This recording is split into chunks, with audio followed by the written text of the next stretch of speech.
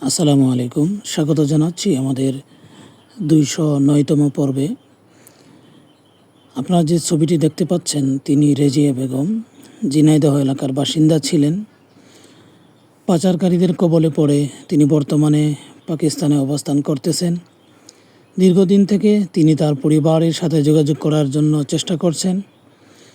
তিনি যোগাযোগ করতে না পেরে আমার ফেসবুক ও ইউটিউব বন্ধুদের নিকট তিনি রিকোয়েস্ট জানিয়েছেন যেন আমরা তার পরিবারকে খুঁজে দিই।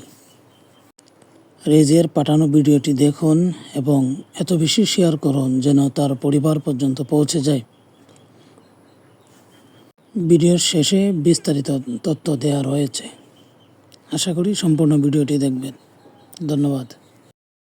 আমার नाम रेजिया, मुझे बहन का नाम शहरवानी। असाधु बहन जीते आया पाकिस्तान में।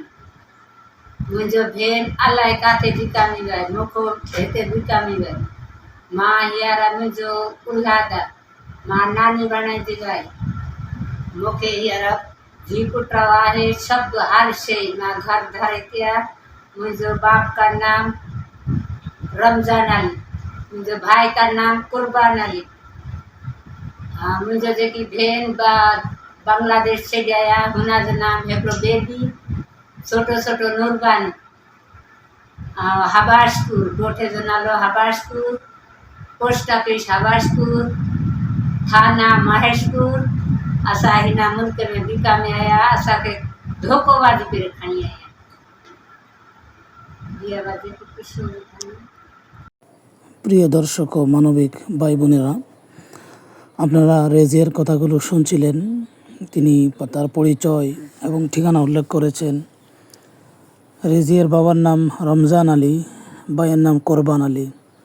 তিনি বলেছেন যে হাবাসপুর যে হাই স্কুল আছে, হাবাসপুর হাই স্কুল এবং মসজিদের আশপাশেই ছিল তার বাড়ি। মিজানুর রহমান মাস্টার সাহেবের নাম তিনি উল্লেখ করেছেন, বলেছেন যে মিজানুর রহমান মাস্টার সাহেব তাদের পরিবারকে চিনেন।